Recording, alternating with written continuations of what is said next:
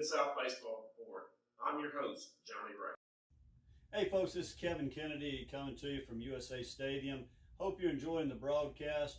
Here at Perfect Game Mid-South, we just want you to know we've got a great spring and summer lineup of tournaments coming this year. We've got several WWBA championships that have been given to us that'll be played here this summer. We've got a Mid-South Regional, Mid-South Championship. We sure would like to have you guys join us. Go to our website at usastadiumtn.com or perfectgame.org to check out all the opportunities that we have. We sure would like to see you at the park. In this segment, I'm joined with my good friend and baseball savant, Junior Weaver. Junior's been around the game a long time. We met back when we were in high school, actually competed against each other, and through the baseball circles, just kind of stayed in touch, and somebody that I valued his opinion and his drive and love of the game of baseball. So I wanted to bring Junior in and just discuss some topics that I know are really crucial to today's game. And first of all, welcome to the show. Thanks for having me. Yeah, we've gotten started with this thing, and it seems to be going well, and appreciate your time and the willingness to be here. Get right to it, Junior. You've coached at the high school, the college, and the travel ball level. As far as how the game's approached today, what are some of the differences that you're seeing? Well, at the high school level, kids are trying to feel their way through. They think they want to play at the next level, but the commitment and the time that it takes to play at that level they're not really sure they really want to do it. You get to college level, you got the 6 a.m. workouts, you got the weight room, you got study hall, you got practice, you got so much more time commitment. And I just find a lot of high school kids think they're ready for that, and they're not. Showcase level kids are trying to showcase tools, hit with power, run, field, throw, trying to be recruited, showcase their tools. So you have to mesh all those together, and it's a time commitment. And a lot of kids, they kind of filter themselves out. They're not ready to commit, and I think that weeds a lot of kids out. Yeah, as far as the grind of a college level program, what's the differences other than just time? What are some of the differences that you have experienced as far as what goes into a college program that you're not going to have necessarily at a high school or even with a travel ball? What's huge now is strength and conditioning. The weight room is big, and if a kid's not in the weight room now, he's behind. And a lot of kids, they're allergic to the weight room. Our game is really changing, and not necessarily for the better. It's kind of turned into a me game, and so that's a struggle for coaches. But the high school level, a lot of college coaches don't see the really good high school players because they're not recruiting in the spring because they're coaching their own team. So, you really got to showcase your abilities in the summer and the fall, and not to mention the showcases to get in front of college coaches, because, to be quite honest with you, it's a struggle for a college coach to see a kid during the high school season. Yeah. Intangibles is a big word that when I was coaching college ball, I wanted kids that could bring you maybe something a little different. You maybe weren't always going to get the most talented kid, but you wanted kids that are baseball players. I think, that's a huge difference now between a high school player and a travel ball player, just like you spoke on a minute ago, is these travel ball kids are trying to showcase their ability. You're not seeing, guys hit behind the runner or bunts or, just somebody taking the extra base. The game's just coached differently. And I know just in some of our previous talks, that's something that you don't feel really strongly about as far as how the game's played these days. Yeah, and I'm a big advocate of base running. We like to teach base running, teach pressure base running. And you can see, you go to high school games or you go to a travel ball tournament and a kid gets a base hit, and he's jogging out of the box, jogging down the line. Outfielder bobbles the ball and the runner's still at first base. It's a lot easier to score from second on a hit than it is from first. And so it's the pressure, the emphasis. You're going to be good at anything you emphasize. And we always try to emphasize base running. If a college coach shows up and he's laying on top of that fence and he's watching a kid bust his tail out of the box, base running, or going first to third on a base hit to right field, that's impressive. And we're missing that. We're missing that at the high school level. If you get a kid that's really from a really successful high school program where base running is an emphasis, and I know a couple that are, but for the most part they're not. I think that really separates the kid, and the fundamentals, backing up bases and running proper cuts and relays and tandem relays, pop-up communication. Anybody can do the fundamentally things right if you're repped on it, but those are some of the things that are lacking. I think base running is probably the glaring weakness. Yeah, now you spoke on some of the negatives that you see, but you also coach summer ball with Easley Baseball Club, EBC.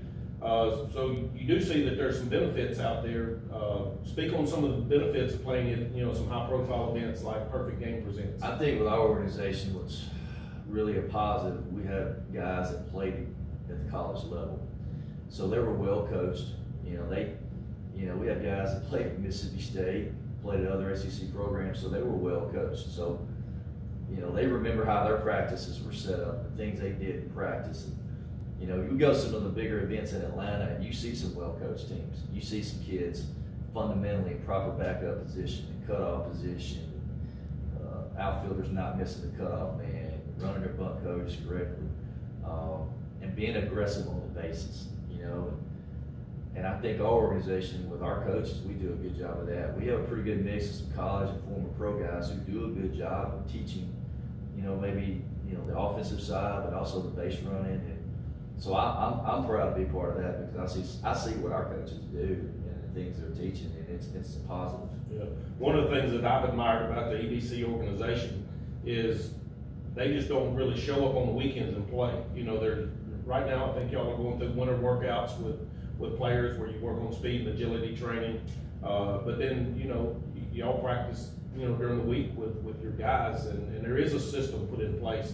There's got to be huge benefits for that. It is. It's just like a big league organization having a feeder system, and our organization starts from 8 years old all the way up, and we try to implement the same system, and we're on the same page. But yeah, like you said, the winter workouts are huge. A lot of organizations don't do that, and that's extra benefit that a kid or a parent is paying for his kid in his player fees, is to get those kids through those strength and agilities, and we typically will hire a former strength and conditioning guy from a college program. They'll run workouts, run agilities, and put kids through that, because kids this time of year they tend to get away from the proper work habits they need. So it's a huge plus in our organization. Yeah, as kids start preparing and say they're going to graduate high school in the spring, and what do they need to be prepared on to walk onto a college campus, to be able to,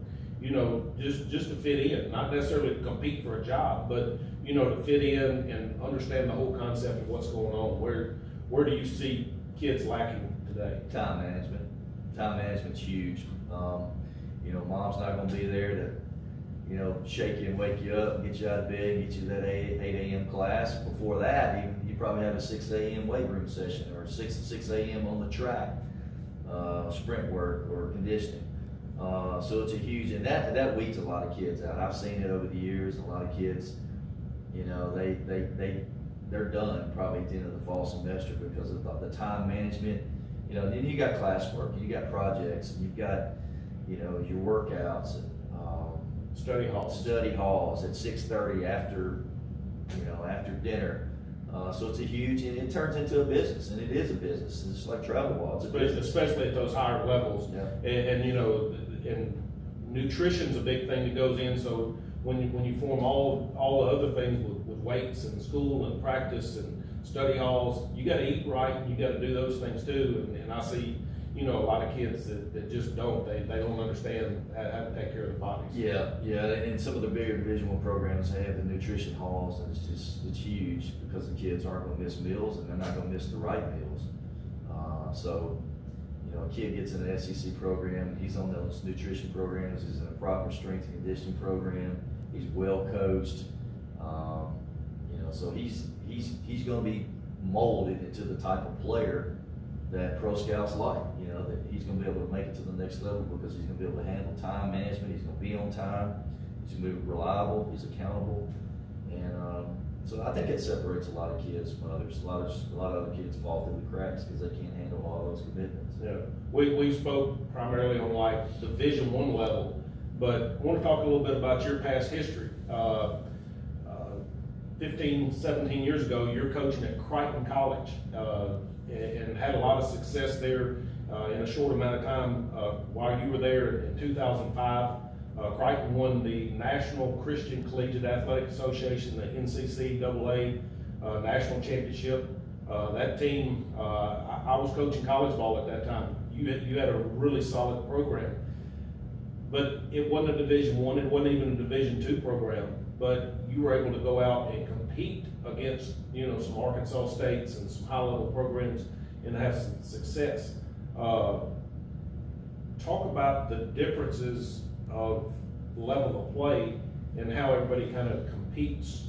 You can compete together, but it's just more like an opportunity for you to get on and find what your niche is. Yeah, you talking about that level play. You talking the term dirtbag. We had dirtbag kids. We had some kids that fell back from some Division I programs, some D2 programs, and then we mixed in some junior college kids. And these kids competed. They wanted opportunities. They might possibly been looked over at other programs. That year we won a national title. We beat 3 Division I programs that year, and with some kids that some other programs didn't want. We had a kid in particular. It's amazing. A lot of people don't know this. We had a kid named Chad Greenlee. Chad's from Moorville, Mississippi, and I remember him. And I see Chad now, and I speak to him. I brought him in to speak to my teams at Olive Branch. Chad's senior year of high school, he won a state title at Moorville High School. That summer, they won a National American Legion Championship, won a national title there. He goes to Delta State, wins the national title in 04. Transfers to Crichton, wins the national title in 05. So it was pretty easy for him, It was wasn't easy. it? Chad was a good luck charm. Yeah. Everybody needed Chad Greenlee. So it's a pretty amazing story. A lot of people don't know that. And there was an article done about it. But we had kids like him. And, he had a power arm, hit the middle of the order for us. We had a kid named Noel Baca. We found him on a golf course in Albuquerque, New Mexico. He ended up being a national pitcher of the year. He beat Arkansas State. He went 14-3. Was an ultimate competitor. But just bulldog type kids that loved the game. We didn't have the luxuries of Division I programs, but we had kids that competed and refused to lose, that wanted to play hard, and we were able to get it done. And it's unfortunate that Crichton's program wasn't able to sustain that due to finances. But we had some kids at that level just wanted to compete and grind and loved being a part of the program, and they were winners. Yeah, it's very gratifying to see kids like that. When I was coaching at the junior college level, it was always fun to see those underdog type kids that maybe other programs didn't want or had given up on, that came back and just had that success. And like I said, I'd rather have those type of kids in my program than the kids that had that little sense of entitlement that really didn't understand what it was all about. So yeah, in fact we had signed a couple Southwest players. You were there, Josh Meeker, center fielder. Mark Schildenmeyer, nice middle order bat. Played him in left field a little bit, but could really swing the bat. Those were good kids, and they were a big part of our success that year also. Yeah, those 2 guys were big parts of my region championship team that we had in 2004. Just tremendous assets to your program, and they knew how to win. Again, those were both kids that started at other programs and then came to us, so we were like their second chance. And so you do see a lot of that, especially in today's times with the transfer portal and this time of year, the fall, when the semester's ending and everybody's kind of seeing where they grade out. There's a lot of people looking for second homes. Just get that opportunity to get out and play. And just to finish up on that Crichton experience. That team has been placed into the Tennessee Sports Hall of Fame, which I think is just a tremendous honor to be recognized across the whole state, and goes as a testament, for a program that's not even alive and kicking these days, but there's still that memory of that program that'll be there forever. Yeah, that was a fun time. the introduction. I think we went in with the likes of D.D. Lewis, Luke Hoshaver, Coach Johnson from Lemoyne Owen, and Rick Honeycutt from Dodger left-hander. Had some good time speaking to him that day. He told some stories. So it is a lot of good memories, and just cherish those memories, because there were some kids on that team that just busted their tail and played the game the right way, and we coached them hard, and really enjoyed them. Yeah, and I want to go back just for a minute and speak about kind of what we kind of started, the new school approach and the old school approach. Anything that you kind of left out that you wanted to speak on? I know it's really near and dear to your heart. It is. Sports Center, a lot of our kids these days they're really attracted to the 450-foot home runs, but there's so many strikeouts. The pro game is really hard to watch right now at the big league level. The lack of contact, not moving the ball, the lack of stolen bases, base running and fundamentals has taken a back seat.